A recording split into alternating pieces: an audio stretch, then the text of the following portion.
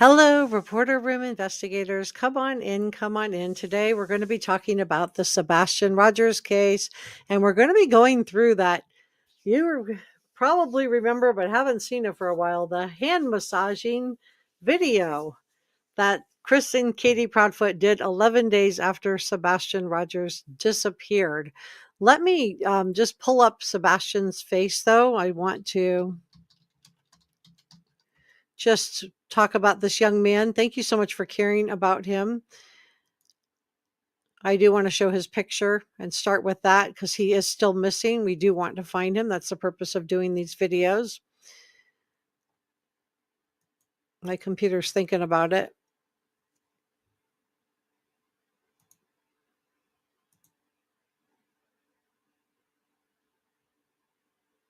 Okay, let's do this one. All right, so this is Sebastian Rogers. Sebastian disappeared from inside his Hendersonville, Tennessee home back in February of 2024. He was last seen on video at the Texas Roadhouse on February the 25th of 2024, and he was reported missing on February 26th of 2024 by his mother, Katie Proudfoot.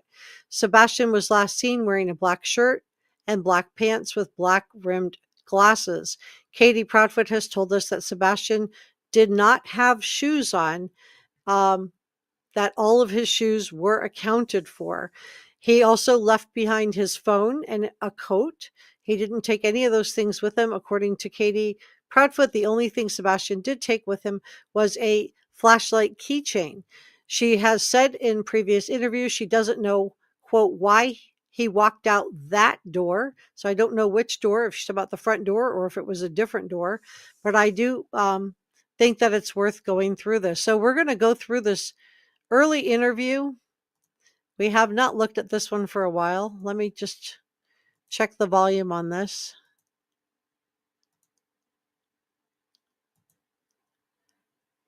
Both your first and last names and spelling. Katie Proudfoot, Katie Proudfoot, Proudfoot.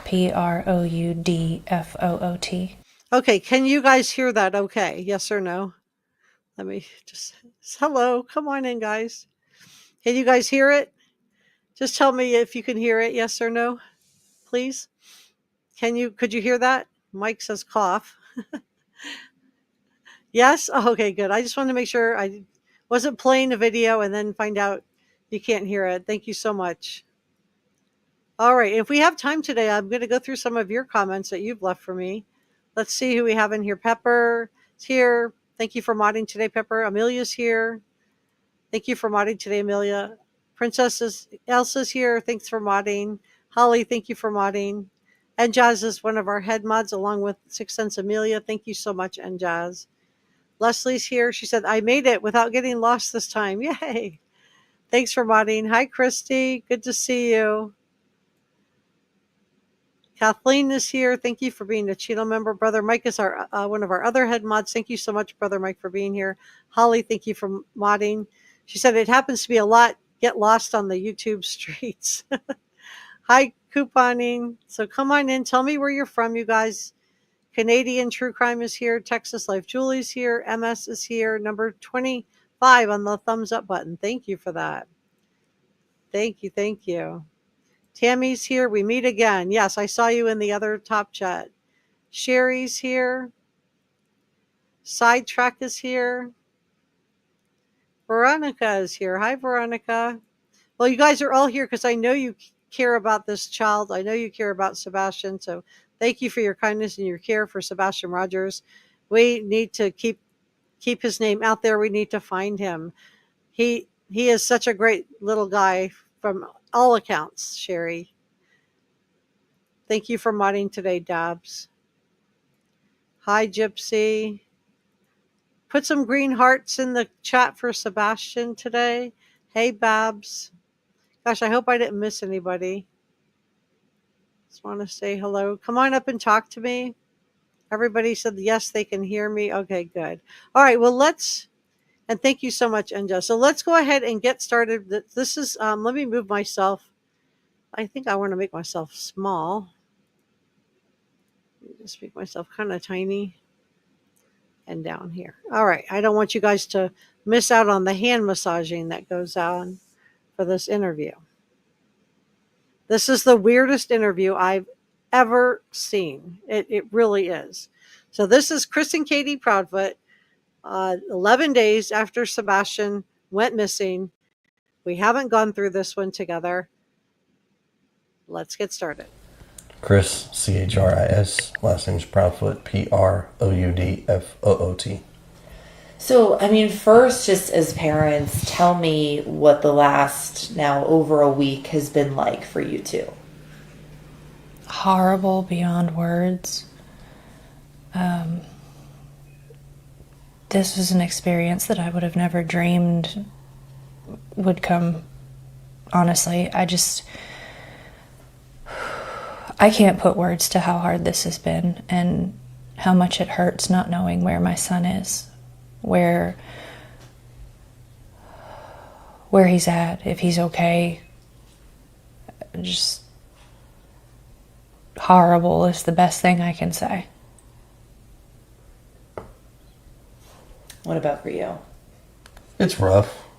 I mean, we are on day 11, no answers.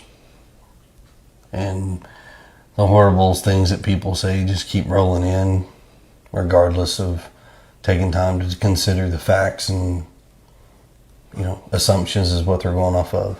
But, for us, we sit here and we wait, and hopefully we'll get an answer, or hopefully he walks through our door, which would be amazing. I was going to say, how badly do you both want Sebastian to just walk through that front door to get that call? I'd give anything.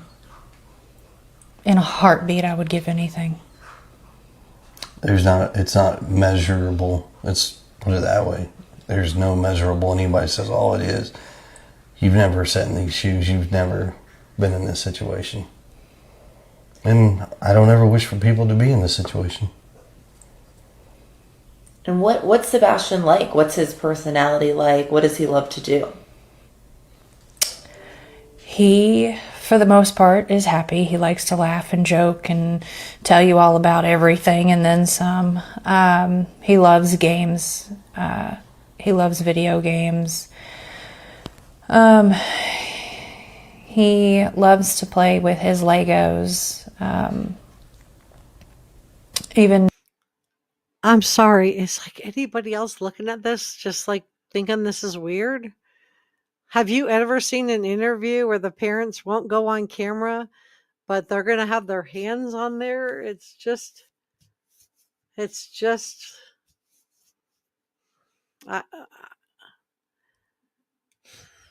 I'm trying to listen to what they're saying because I know the words are important. Let's put the, see if I can put the captions on there. Let's put those on there.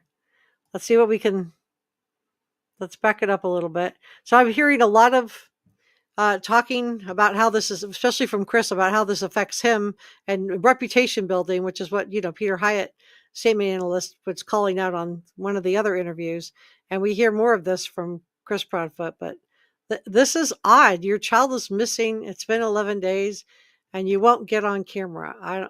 Make this make sense, you guys. Whoa. Anybody says all it is. You've never sat in these shoes. You've never been in this situation. And I don't ever wish for people to be in this situation.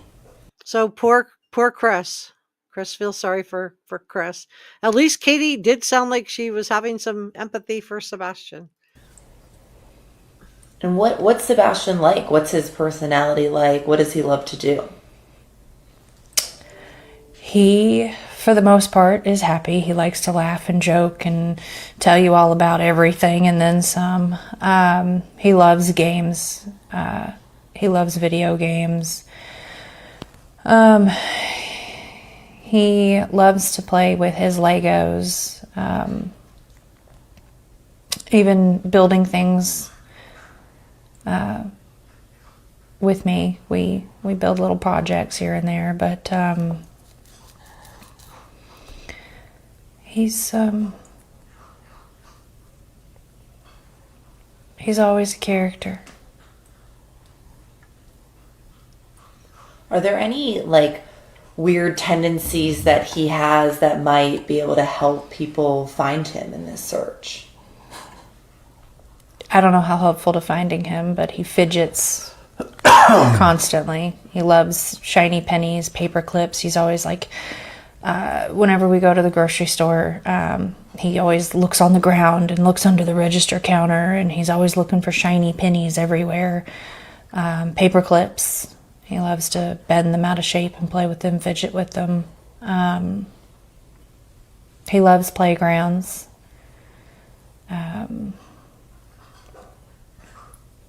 I mean, we've said it before, he likes fishing and things like that, but... Cats. Boy loves cats. He does. He loves cats. It's his favorite animal. I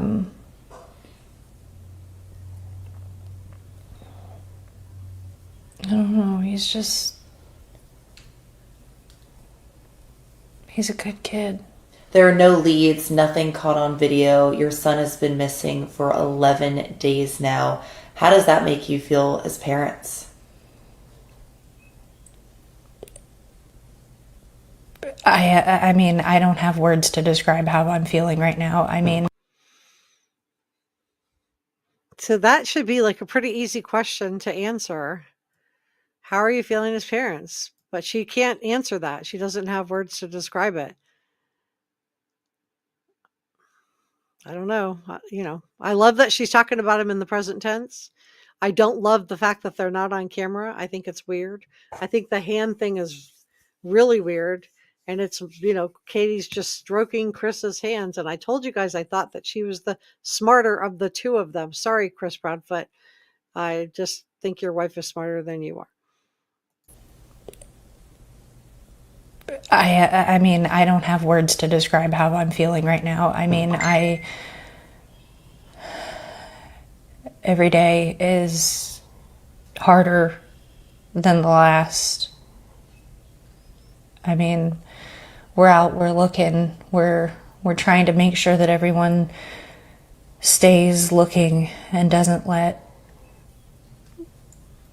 his face fall to the bottom of a feed or get covered by some other nonsense. I mean, we just want our boy home. When you walked in Monday morning and didn't see Sebastian in his room, what was your gut reaction? My very first reaction was, oh, he got up and got breakfast. But when I realized he actually wasn't in the house, I've never experienced sheer panic in the way that I did. And basically for every minute since, that not knowing where your child is a pain. So I think that's interesting. Not knowing where my child is what you would think she would say, but not knowing where your child is a pain. Now, maybe she's just using a little bit of distancing language there because it does hurt so much. I'm not saying Chris and Katie did anything to him, but I do think it's interesting that she's not talking about, my not knowing where my child is hurts. Instead, we've got knowing where your child is a pain. Not I'm hurting, I have pain, my child, it's your child, and a pain. So there's some distancing there. Again, it could just be nothing, but I'm like looking at the interviewer's face on this. Let me see who's doing this interview just to give credit. Because I do think Caitlin Miller with Fox 17 Nashville, she did do a great job on the interview, but her face just looks like, she's got to be doing this interview, right? And thinking the same thing that is weird. Anybody else feeling like this is weird? If you think it's weird, put a 1 in the chat. If you think it's normal, put a 2 in the chat. Please put your DNA on the thumbs up button. I think it's weird. Come on up and talk to me. I want to hear what you guys think. Karma says she thinks the answer to be fed to her. The interviewer is more concerned for the missing Sebastian than they were. Babs says that he's highly allergic, so the cats were gone prior to moving in. Yeah, he had cats, right? And then we also have these pictures of Katie and Chris out there with these different puppies. Have you seen those?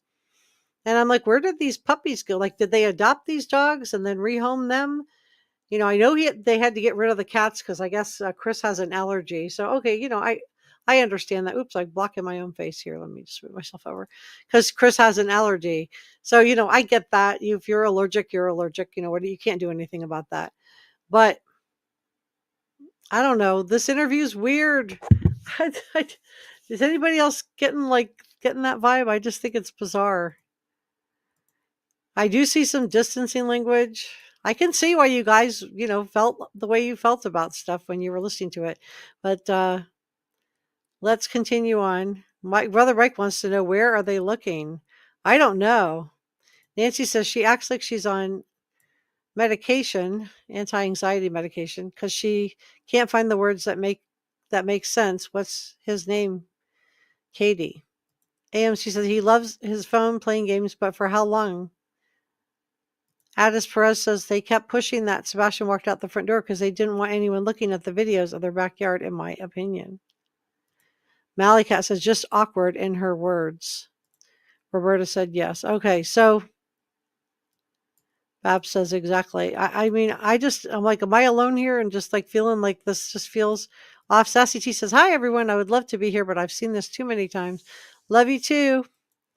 Well, we're going to look at it because I've seen it before as well, but I want to look at it again. So this is what we're doing. And basically for every minute since that, not knowing where your child is a pain that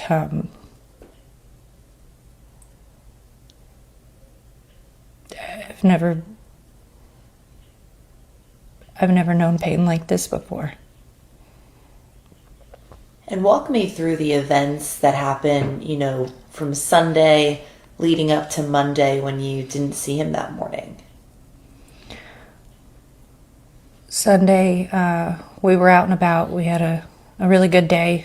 We were out doing our thing, running around. You know, we had dinner that evening, and when we came home, we had a pretty good evening together as well. It looks like the editor decided that the hand thing was weird too, because they've cut now to Caitlin's face. Sorry about that, but I'm thinking about this from a editing point of view, and it's just such a weird shot of the hands. It was just, I don't know. Sunday, we were out and about. We had a really good day.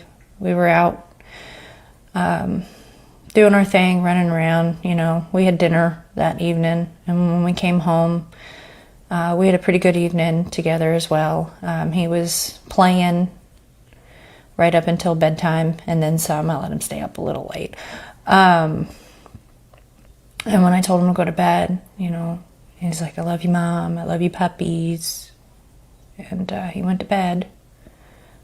And I went to bed around midnight. Everything seemed fine. And when I went to wake him up for school, that's when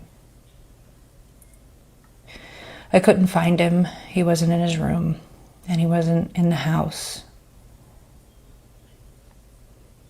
And that's when I panicked. And when you panicked, what did you do? First thing I did was call my husband, and I said, he's not here. My husband said, what do you mean he's not here? I said, he's not in the house. And he said, you know, immediately just started, you know, did you check here? Did you check there? Did you look here? And I ran through the house, and at that point I was hysterical, for lack of a word. And hear the dogs barking in the background? This is one of the reasons I wanted to play this one. You can hear the dogs, so how would if he walked out the door, wouldn't the dogs have been barking then too? If he was up moving around after he'd gone to bed? I said, he's not here. Or My at husband least said, "What do you mean?" wagging their tail, some kind of reaction to the fact that Sebastian was out? He's not here. I said, "He's not in the house." And he said, immediately just started, did you check here? Did you check there? Did you look here? And I ran through the house. And at that point, I was hysterical, for lack of a word. And we three-wayed the police. And I'm within minutes, they were. If somebody had come to the house to lure Sebastian out,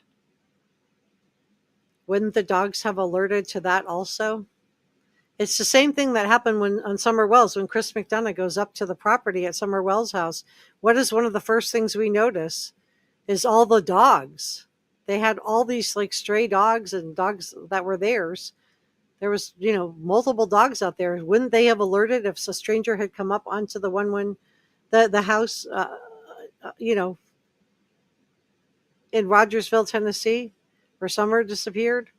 Wouldn't the dogs have alerted? And in this case, you can hear the dogs alerting. So if somebody had come to the door, the dogs would have alerted, right? What do you guys think? Are you watching closely? We're here. I couldn't tell you exactly how long. I know it was fast. And we haven't found him. When I got the phone call that he was missing, like she said, we asked questions like, where's he at? Check this, check that. And then we called the sheriff's department. I called the sheriff's department. Why wouldn't you call Seth? He lived 0.6 miles, so not a little more than a half a mile away, according to them, unless I've misunderstood something.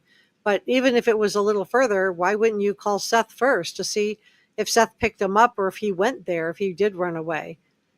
Katie says she doesn't know why he walked out the door. So if you know he walked out the door, wouldn't you try checking the school and also try to see if Seth had him? I stayed on the phone pretty much most of the time. And then while I was at work, I asked for a relief, got a relief, got in my truck from Memphis and made my way to Nashville.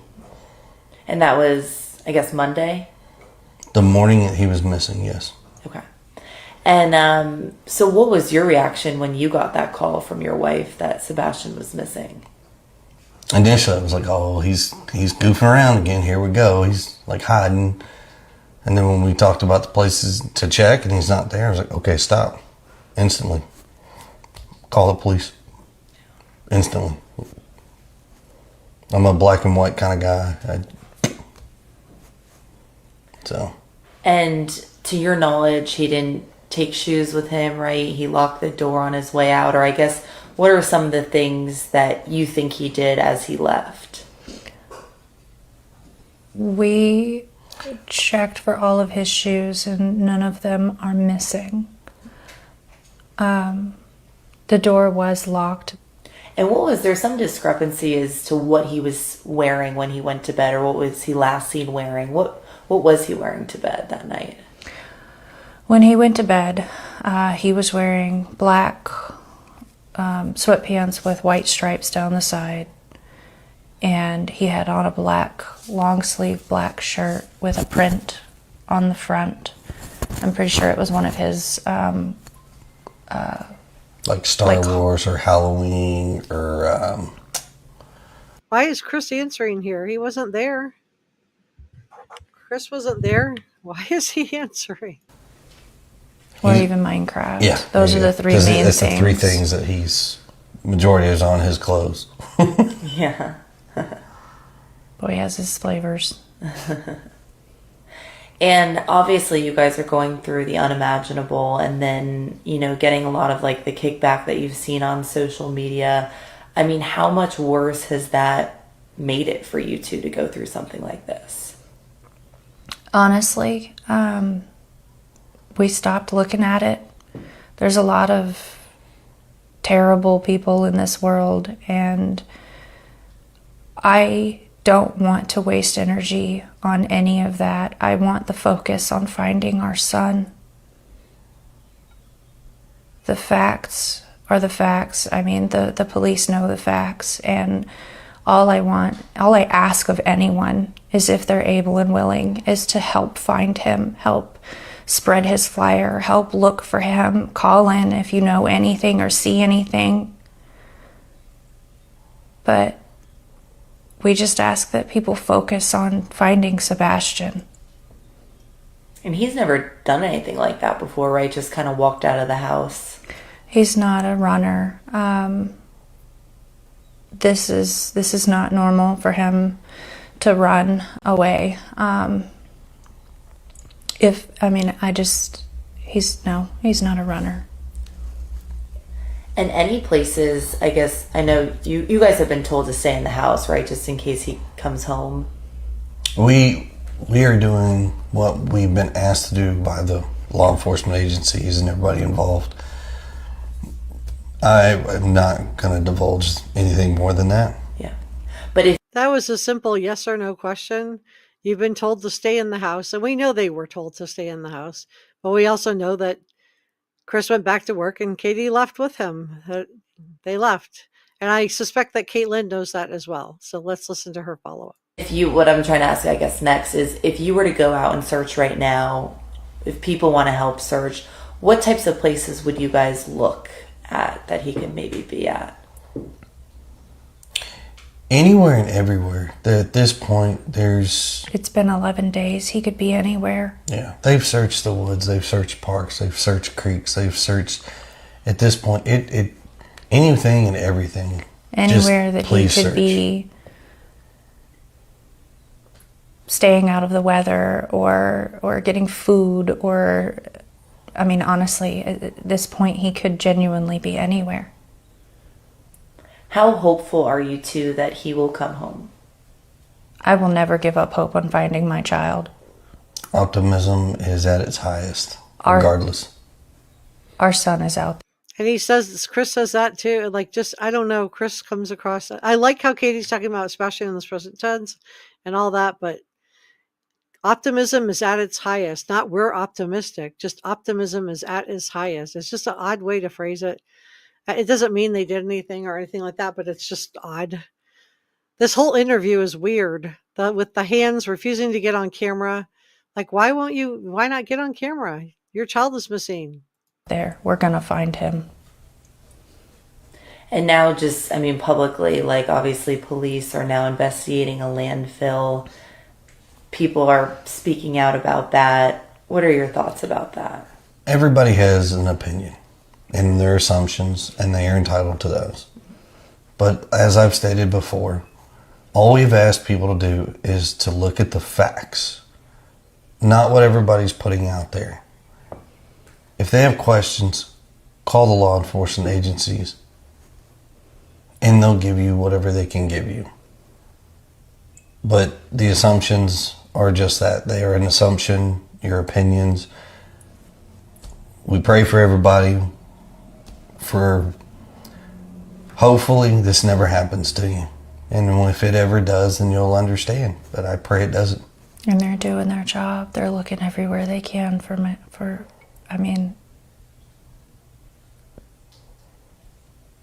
their goal is the same. We just want to find him. If you could say something to Sebastian, if he's listening right now, what would you say to him? I would say that we love you and we miss you and we want you to come home. And just know that we all care about you so much.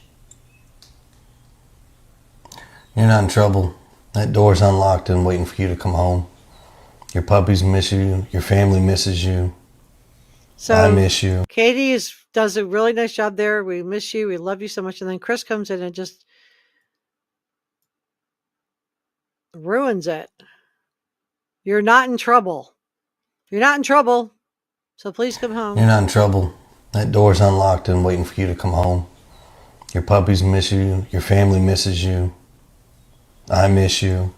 So that's the order. Puppies miss you. Then family miss you. That's his priorities. And then I miss you. Just come home. Just come home. Anything else that you two want to add or clear up or anything like that?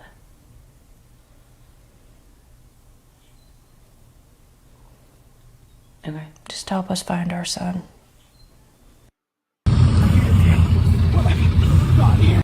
So that definitely is like one of the weirdest interviews I've probably ever seen.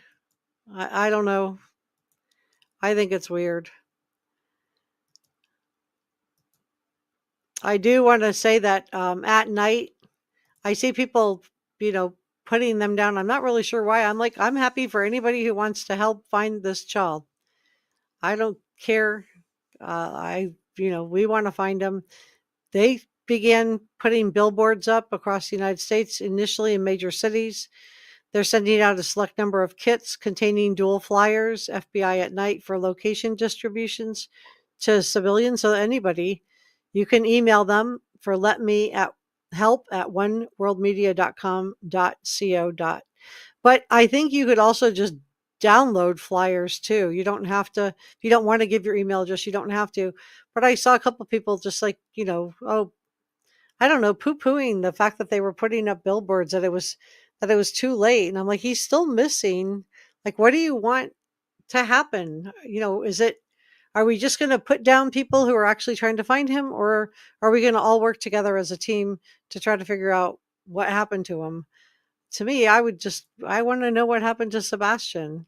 And I don't care if it's SF Investigates that helps.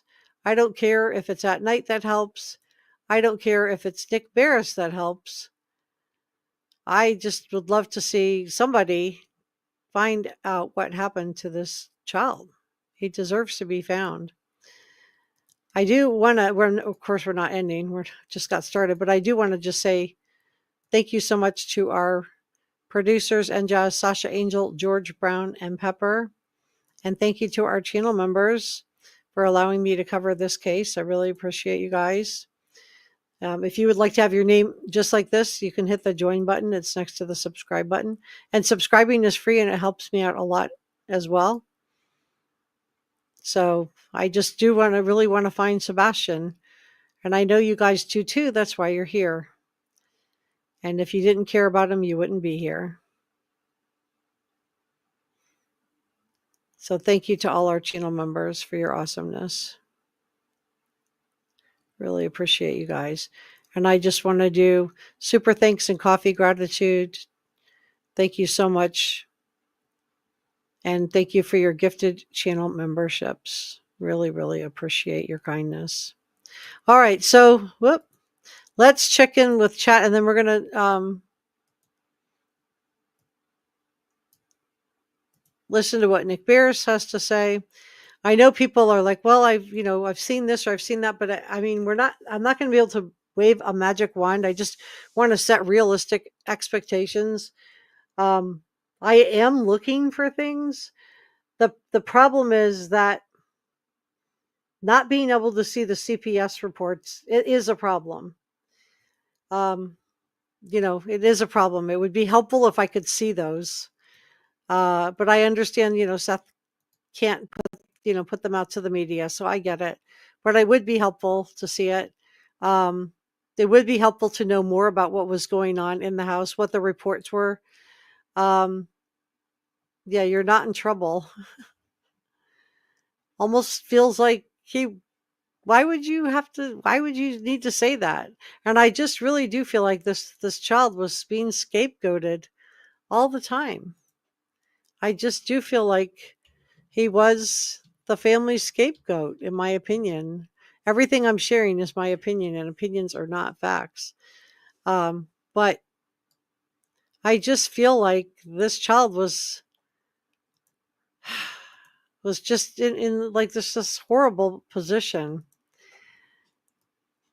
So I don't know if you guys have any kind of family dynamics like this in your own family, but this is not that uncommon to have family dynamics like this, where one person, and we've seen this, being done to groups too. We saw this, we've seen this during, World War II, where, groups were singled out for scapegoating based on what their beliefs were, based on, if they had any kind of disability or anything like that. They were scapegoated.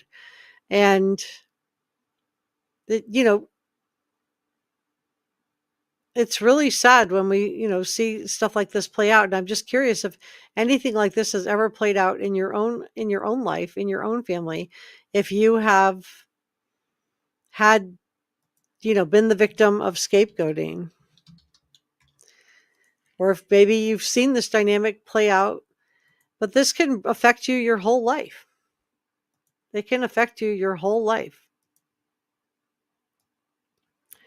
So you might find yourself, if you were the family scapegoat, or maybe you were the golden child in your family and you just saw this dynamic play out, that you would, may end up feeling codependent, highly sensitive, and empathetic.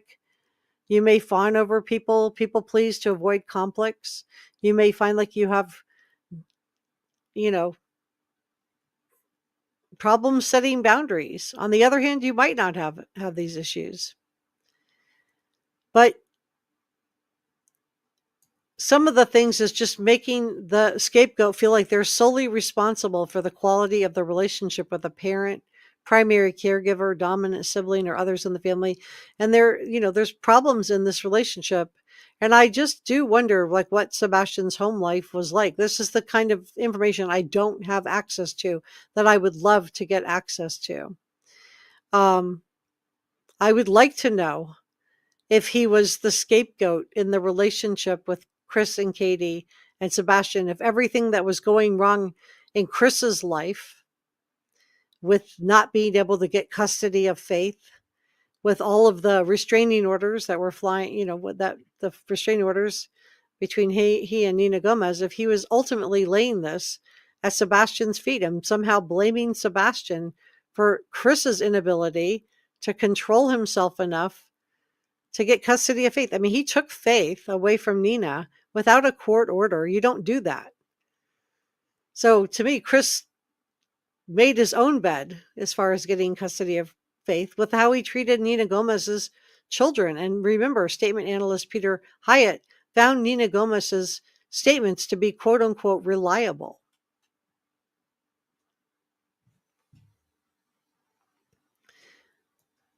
But, Peter Hyatt told us that one of the easiest ways to perpetrate an abuse on a child is simply to neglect them.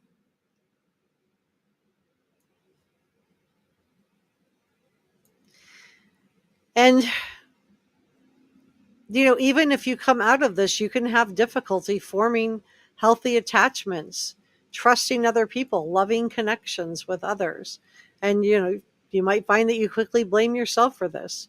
You might find yourself attracted to narcissistic people who will continue this type of behavior toward you, right? Because it's not only is it not going to set off red flags for you, but it's going to feel like home. It's going to feel normal to have somebody treating you badly. That's why I would like to see those CPS visits.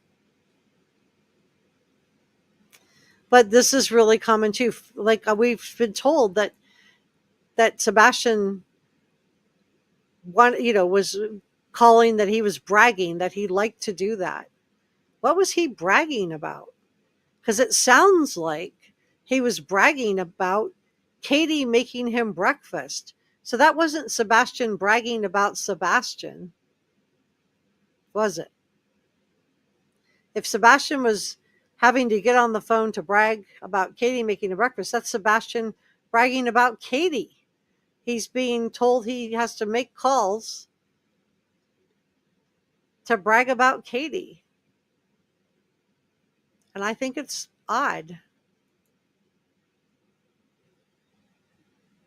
In a scapegoating situation, the family will minimize your personal and professional accomplishments, no matter how highly regarded you are outside your family.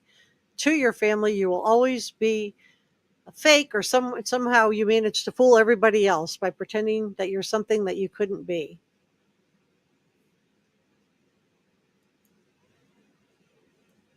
And I think it's okay if you feel like you need to walk away from a family like that.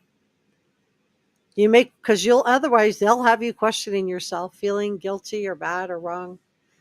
and maybe try to make you feel bad for distancing yourself when all you really want to do is try to get healthy. But I just wonder, like, what was this bragging about? He liked to do that. That's what Katie told us. He called to brag. Brag about what, Katie? Was it bragging about you're making him breakfast? Fun fact, I made breakfast. Was it to brag about the best day ever? And then when they're sitting there at the Texas Roadhouse Grill, they're sitting there at the Texas Roadhouse, and Katie's on her phone the whole time. She's not interacting with Sebastian. She's barely, I won't say not, barely interacting with him. She's taking pictures of him, but she's not really with him. I've never seen such a disconnect in a restaurant. Like, why go to the restaurant to eat? Well, might as well take it home and both of you can go in your rooms and watch TV away from each other. But I do think it's odd. And it does make me wonder, what was really going on in this family that he had to call to brag. So I would love to know the question about that. When he did call to brag, who was he bragging about?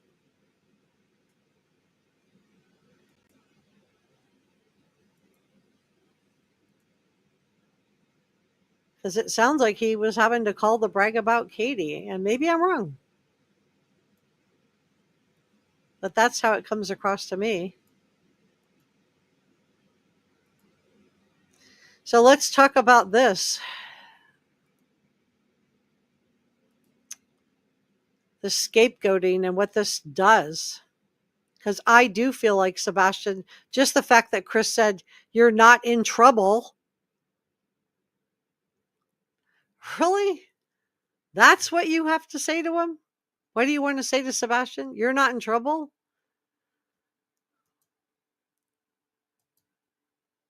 Wow.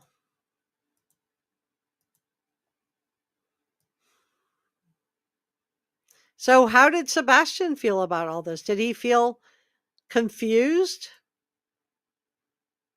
He's being told that if he forgot to wear a belt, he gets a belt. If he tells a lie, he gets a belt. And this is a special needs child. We saw Katie pull up to the Texas Roadhouse with her special needs sticker in the van. So if this is a child that needs a special needs sticker, nobody should be putting their hands on him. So it does make me wonder, like, what exactly is the dynamic in this relationship?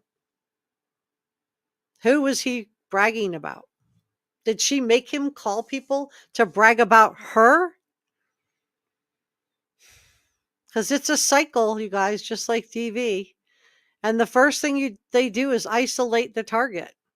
And I think Sebastian and any child with special needs would be so easy to isolate, right?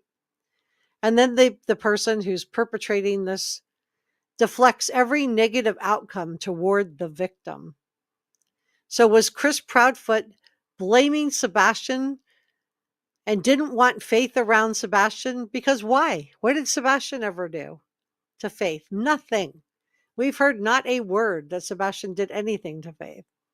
We've heard about Chris Proudfoot taking Faith away from her mother. I can't imagine how traumatizing that would be for that baby.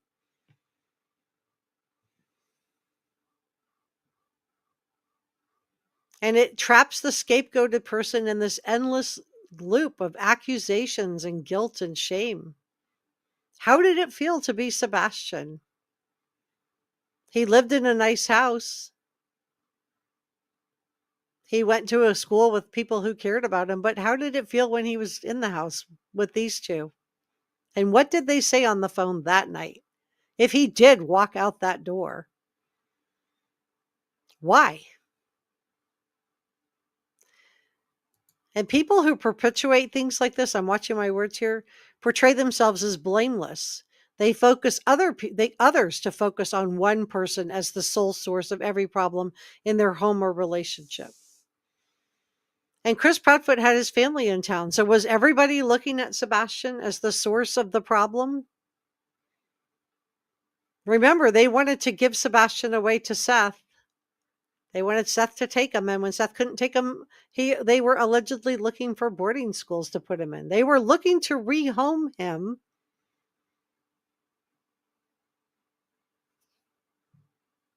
And I think it's because he was being viewed as the source of the problem for their relationship. And of course, he was not the problem.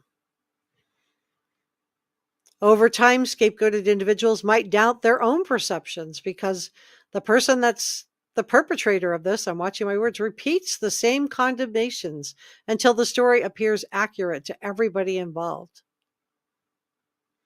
And this is not a simple misunderstanding. It happens when someone decides to seize power through psychological manipulation. People who endure types of emotional A often question their role in triggering the conflict. Maybe you went through this yourself. You might think, maybe I do cause these problems. Was Sebastian asking that? Was he like, maybe I do cause all this? Maybe I am the reason that Chris can't get custody of Faith. And then the isolation and shaming crush their self-confidence and warp their personal identity. Why was Sebastian continent at Seth's house, but not continent at Chris and Katie's house? Is there a bigger problem here?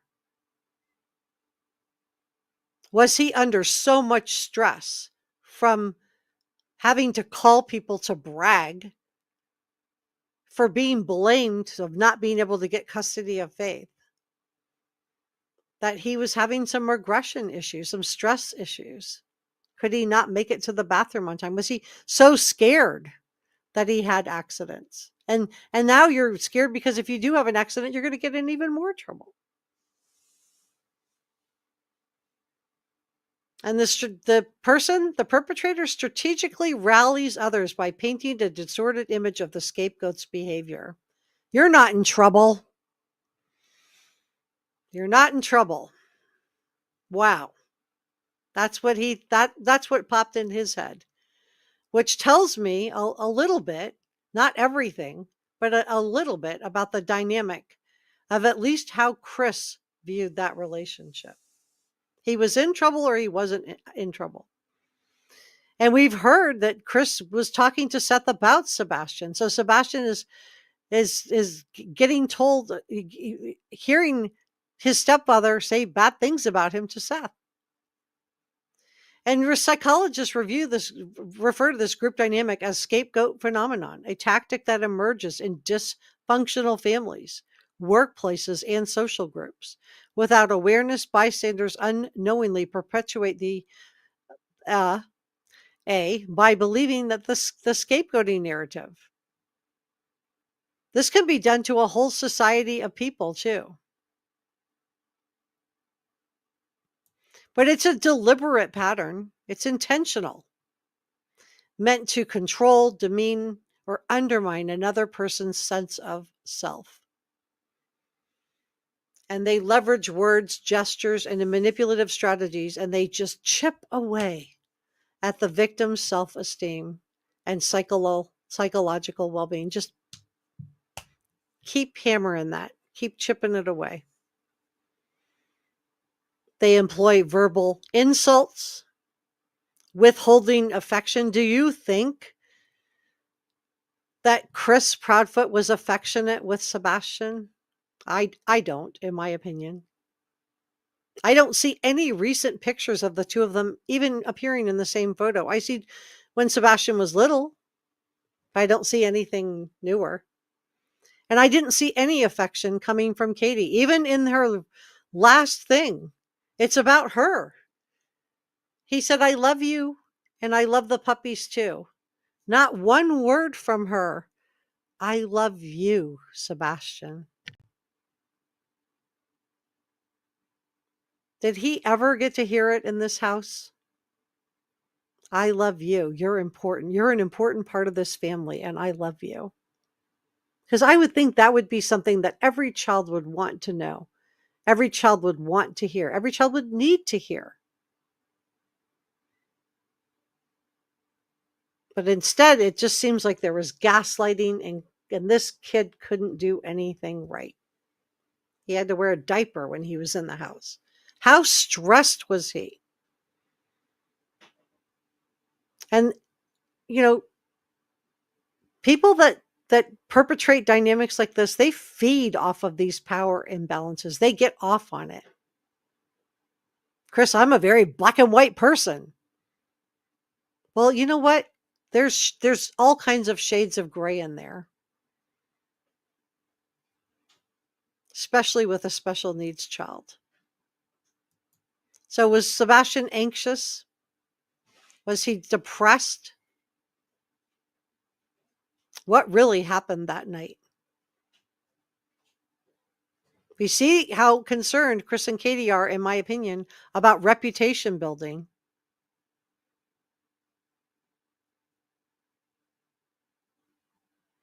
And it just makes me wonder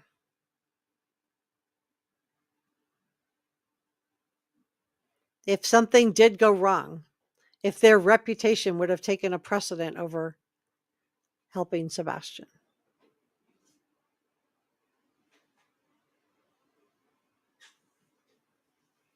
Maybe you heard things like, "You're always causing trouble," or "Why do you force me to get upset?" And victims want to believe this, right?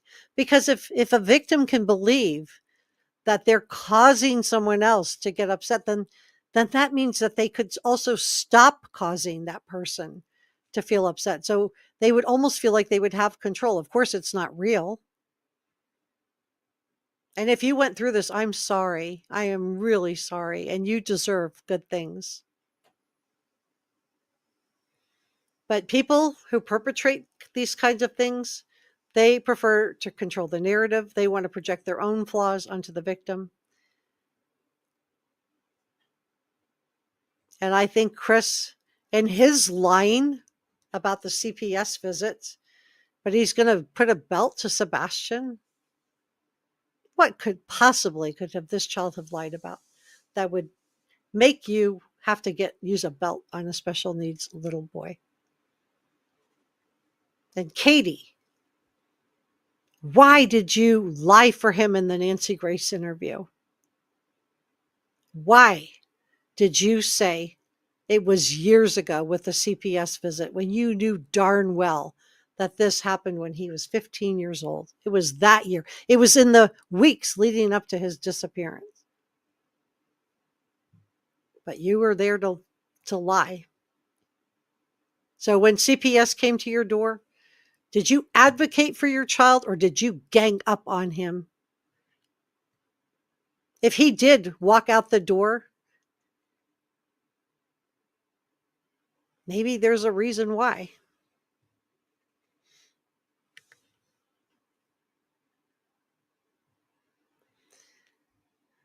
I believe that negative emotions were directed to this one person in this household, and that everything that was going on with Chris not able to get custody of Faith was being blamed and heaped onto the shoulders of Sebastian Drake Rogers, whose only crime was to be a child living under the care of Chris and Katie Proudfoot.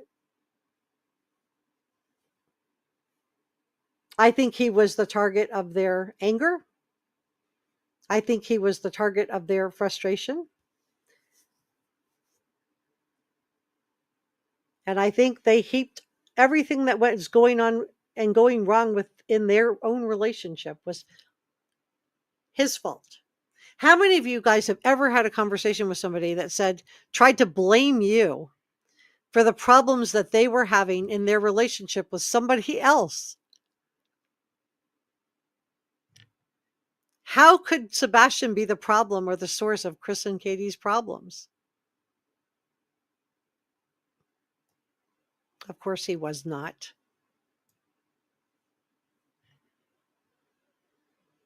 But it's a control tactic. And I've always looked at it and thought Chris is the more controlling one. And I still think he is. But I think Katie is the smarter one. I think she has Chris out there. She's pretty much made sure that he's not going anywhere. She might be wife number 5, but I don't think he can go now because he's forever tied to this because of that phone call. He's forever tied to this case.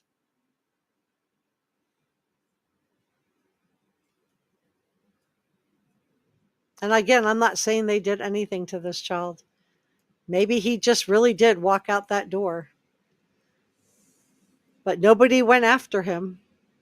Katie says, I don't know why he walked out that door. Did you go after him? Did you say, I love you?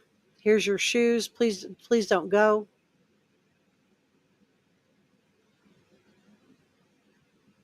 When a child wants to run away, and all children at some point get mad and they say, I'm going to run away. The best way to handle it is to tell the child, oh my gosh, I will be so sad and I will really miss you if you run away.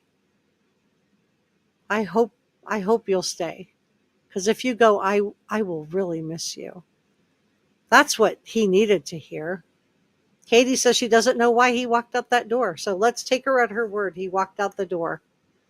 The dogs didn't alert.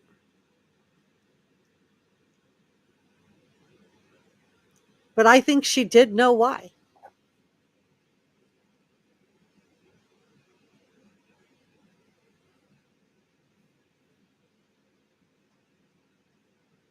And I feel so badly for Sebastian. Because I feel like this kid had to call and brag that his mom made him breakfast. And I feel like he was being blamed as the source of all their problems. And I've seen people getting frustrated with Seth. They don't understand. But, why he doesn't like Katie and why he goes after Katie so much. But I would submit to you that if this happened to you and you really believed that something happened at the hands of somebody else, wouldn't you have the same reaction? Would you be all lovey-dovey to the person, or would you be angry? I feel like Seth is angry. And maybe he has a good reason to be. What do you guys think?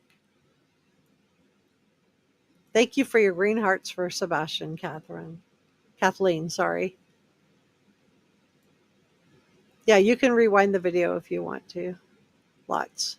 You can always back up a chat. If you don't know the live stream, you can always back it up when you're watching it. Even if you come in midway, you can back it up and watch it. Brother Mike says, I don't think he walked out the door. Yeah, I'm just taking Katie at her word. If the best case scenario is what Katie says, which is that he just walked out the door, I just find it hard to believe that if she watched him walk out the door and she knows he walked out the door, then she has to know why. And could it have something to do with the fact that he didn't feel loved? If he did run away, and that could happen, why? And I know some of you think it's worse than that, and you might be right. I'm just, going through what I do know and what I don't know. And that's okay, 1300. I'm glad you're here. Thank you for joining me, and thank you for caring about Sebastian. Teresa said, in my opinion, Katie is not the sweet, innocent woman any mother would choose to video Nina pleading for her. Yeah, I know, right? That was weird. She's cold, in my opinion. That's why she can't get on camera. We all saw Chris Watts on that porch interview, right? Let me see. He could not fake it. He could not fake it. He couldn't get the words right. He couldn't get the affect right.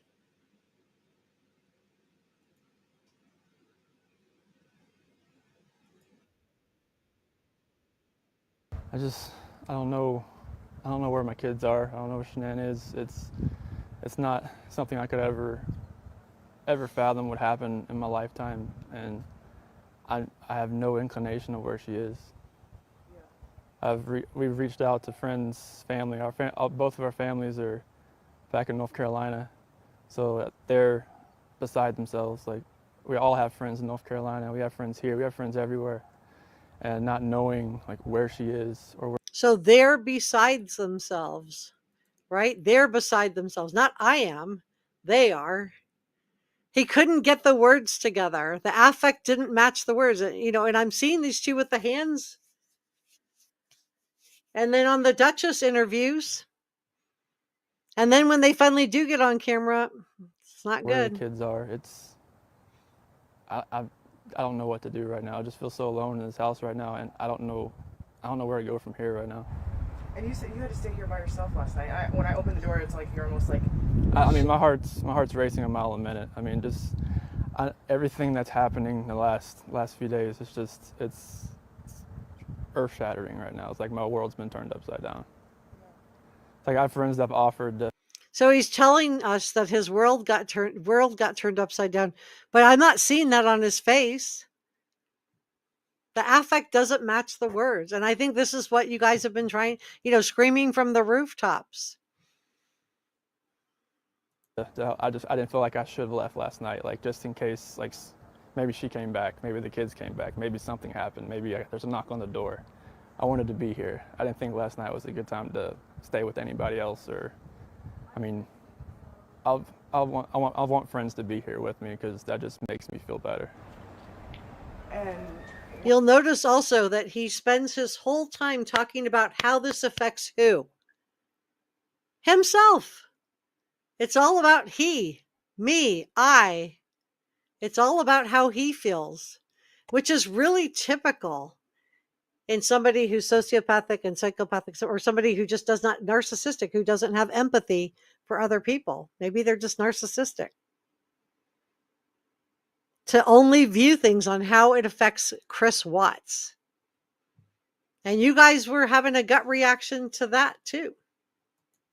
And again, I'm not saying anybody did anything to Sebastian. I see all the lawsuits flying around. how do you think the police have responded so far? It's been amazing. They've been in constant contact. Frederick Police Department, detectives, officers, sergeants. They have the dogs coming through to get scents. I mean, they've been on top of everything. Missing persons reports. They've been. Do you have any idea where she could be? She said she was going to a friend's house with the kids, and that's the last thing I heard. And that was it. It was very vague, and it was very. I don't have no inclination of where she is. Every friend that I've called that has a car seat that could have come and got her. And you saw her yesterday morning? Yeah, I saw her yesterday morning. She got back from the airport, and I mean, she has to be somewhere. In my heart, I believe that she is somewhere, and I hope that she is. He believes she's somewhere? I have to believe she's somewhere. I mean, Safe. Search dog go in your house right now to get a scent. A line of police cars. I'm so happy that they're here right now doing everything that they can. It scares the living crap out of me right now, just knowing that it's come to this and that she didn't come home last night with the kids. so does he look scared to you? Because he doesn't look scared to me. And then we've got this video where we can't even see the affect. And then when they finally do get on camera, we've heard Peter Hyatt's take on it. We've heard Steve Johnson's. I'm digging into this as much as I feasibly can.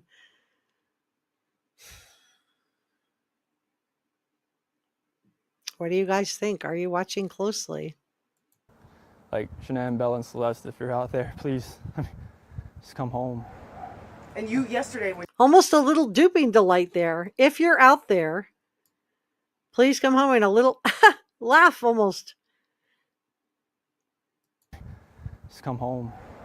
Look at that. Yesterday Duping when delight. your friends were calling frantic, something in you said, well, she'll just be home. Yeah, I mean, it wasn't like her not to answer a phone call or a text. And when her friend Nicole showed up at the door, I was just like, all right, something's up. And I came home, and it was like I walked into a ghost town. Like, everything she wasn't here. Kids weren't here. It was just they were here and then they were gone. Yeah.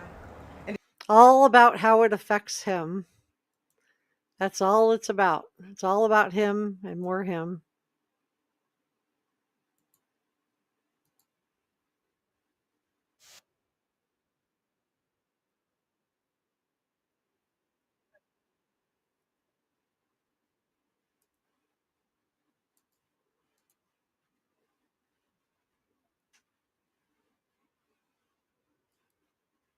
And it's just like it's like it was vanished. Like she's not, like when I got home yesterday, it was like a ghost town.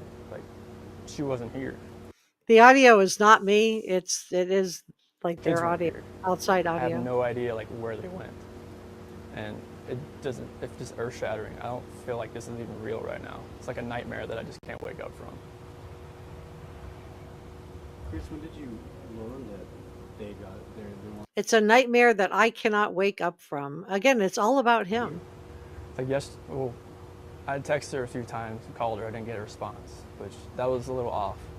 And then her friend Nicole showed up about a little afternoon. I could see it on the doorbell camera, and I was like, "Hey, what's going on?" She's like, "I can't get a hold of Shanann." And that's when I was just like, "All right, something's not right. If she's not answering the door," and she said the car was here. It's like, I gotta go home. And we got here, got inside, and nobody was here. Nothing. Again, look at that smile. Look at that smile, duping delight. So you guys, had a really strong reaction to this guy in his interviews too. Why was he forced to brag about her making breakfast? I don't know. That's what I've been asked. Like, what when she said he was calling to brag, I thought maybe this was about him, like he did something. But the more I've heard about it, the more I realize, oh my God, he's not bragging about him. He's bragging about her. He has to brag how she made breakfast. It's weird. Lana said, where were the cameras and doorbell rings? Yeah. Bab says, we don't even know that call was true. And just says, choosing a horrible man over her child, in my opinion. Yeah. And she sat there on the Nancy Grace show and lied about it too. She lied about it on the Nancy Grace show. She lied about the CPS visits. Moonlight says, nothing they say sounds genuine. Miranda said, Seth has a right to be mad. Yeah. People are like, oh, Seth's mad. And, he shouldn't be so mean to Katie. Well, I mean, I guess if you thought, and I'm not saying Katie did anything to Sebastian, but if you were Seth and you honestly thought maybe she did have something to do with Sebastian, how would you react to that? To me, you would be, in my opinion, you would be upset. 1300 said, I said it from the beginning, I'll say it again. They did. Well, I don't know that, but you're definitely entitled to your opinion. I'm not saying they did anything to him. I'm just saying she said he walked out the door. So why? Holly says Seth is the only one of them that's looking. Yeah, this is the man who's actually searching, that's like working with AtNight, and people are putting, Dog the Bounty Hunter, he just wants to get attention from. I'm like, what? He's 72 years old. He's had a whole career. He doesn't need more attention. He's just getting dragged. All this man has done is try to come in and help look for a missing child. And he's gonna get dragged for that. What is his crime again? Trying to find Sebastian? Oh, okay. He hasn't asked for a penny to help for his work. Not a dime. I just, there's people that were running off the press off their lawn. It wasn't Seth Rogers. There was people that was there that didn't want that, who was running off the United Cajun Navy? Who didn't want people to search? It wasn't Seth.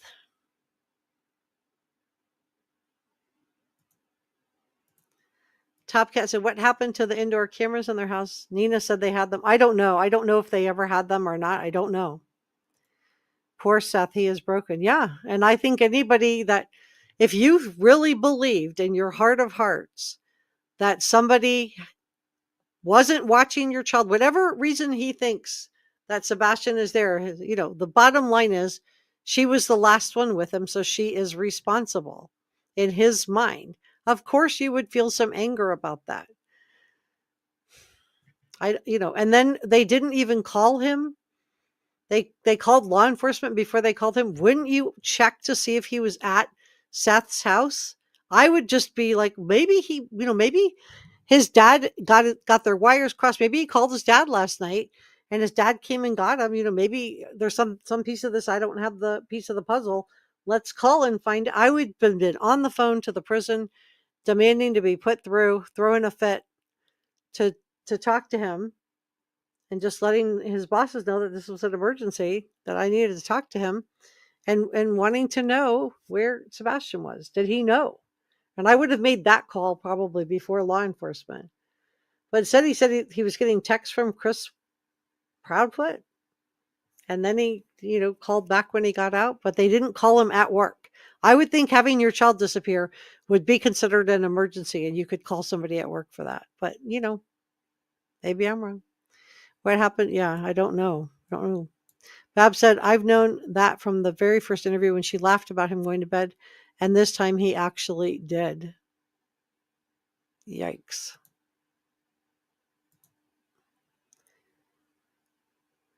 I want to thank Mallycat for gifting a reporter room membership. Thank you so much, Mallycat. Thank you, Njaz, for gifting a reporter room membership. Thank you so much.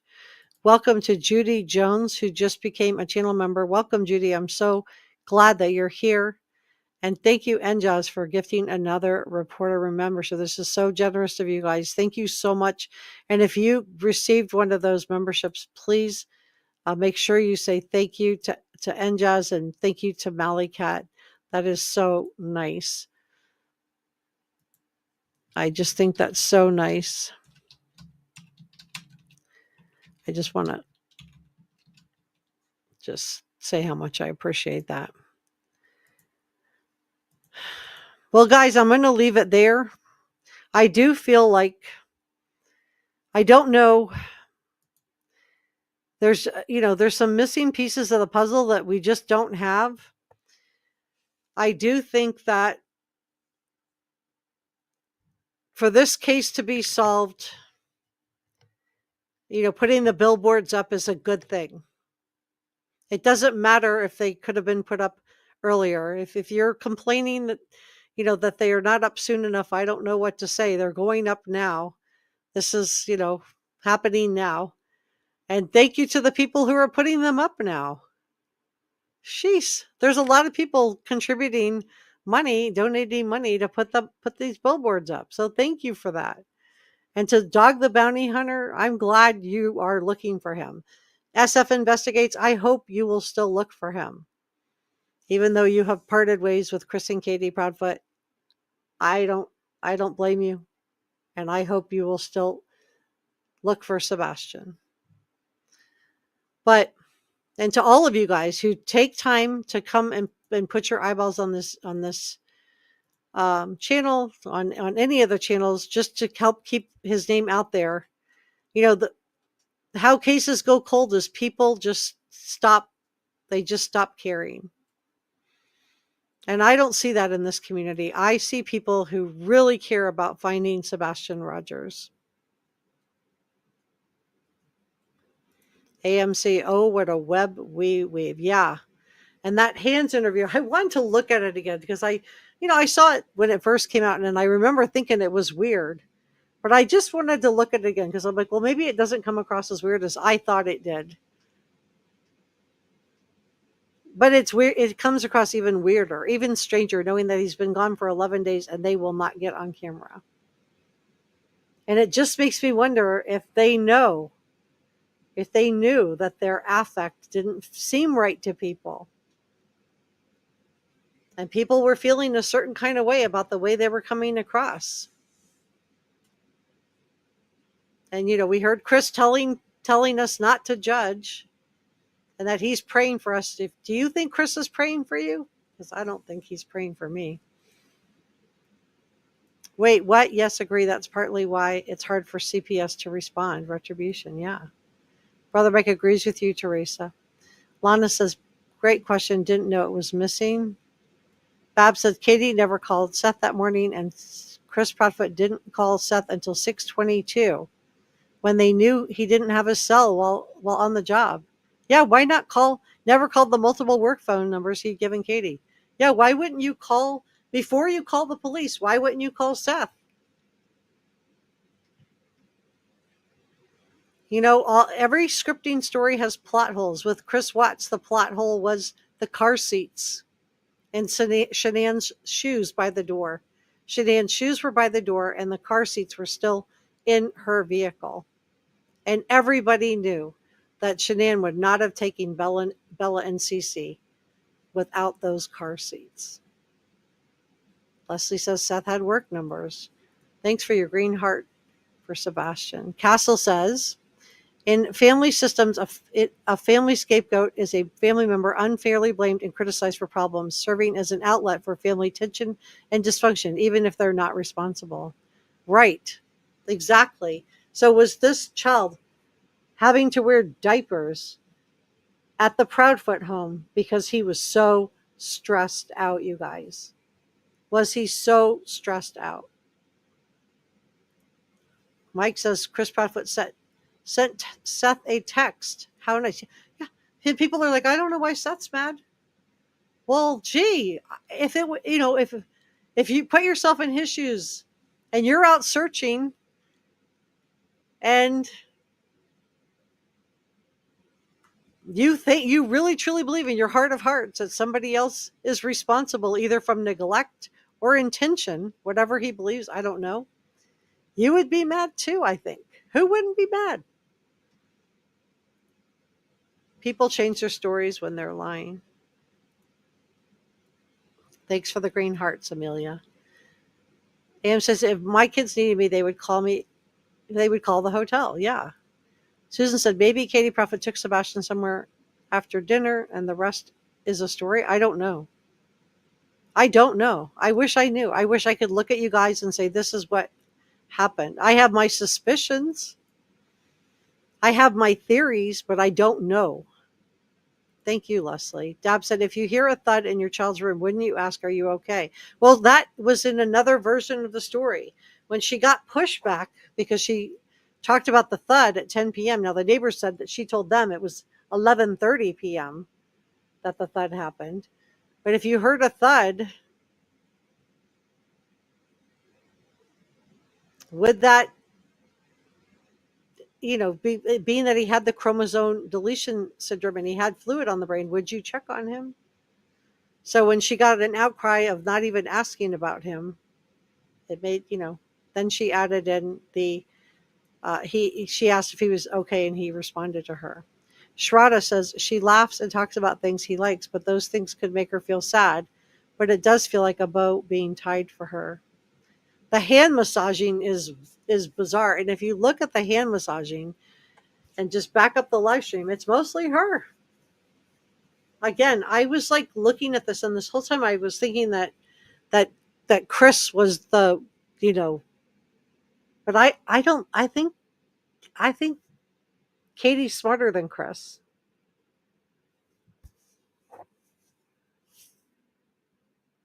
A teenager going to bed at 9. Yeah. And then she says she let him stay up later. So I don't know. Thank you so much. Yeah. Thank you so much, you guys. Holly says, thank you for everybody for being here. Thank you, Kathleen. Hi, Suede. Suede says, was Chris Proudfoot? No, I don't think so. I've not heard anything to that effect. I think if that were happening, I think Sebastian would have told his teachers. I think if that had been happening, he would be law enforcement would have arrested him for that because that would be in the CPS reports, in my opinion. So no, I don't think that happened. But I do think he was stressed. And that's why he was okay at Seth's to not wear the diapers and not okay at the Proudfoots. Bab said that caused an issue between Chris and Katie Proudfoot if he had to go to resolve all of their issues. Yeah, I think everything was blamed on him. Thank you so much, Leslie. Thank you, Mike. Maybe law enforcement told them to put the billboards. I don't know. I feel like this is like an effort on like this is a group effort. A group of people have come together that are like, we're going to put billboards up to keep his name and face out there. Karma says they wouldn't suspect Chris when they already knew where he was. All right, guys. Well, I'm going to leave it there. If you have not listened to me getting a little bit of an accent, I told you guys when I hang around my family, I have some close family friends that are from Mississippi, and when I hang around them, I start to pick it up. When I hear people talking like that, I like slide into it just a little. So that's why I said I didn't think that Katie putting on the accent. I don't think it was put on. I think that does happen. I think this is like part of the Stockholm syndrome, where we just do tend to try to integrate into whatever group we're in. Don't you guys think? Anyway, thank you so much for caring about Sebastian Rogers, and thank you so much for coming by to spend a little bit of time with me. Please consider subscribing and giving this video a thumbs up on your way out, and I will see you on the next one.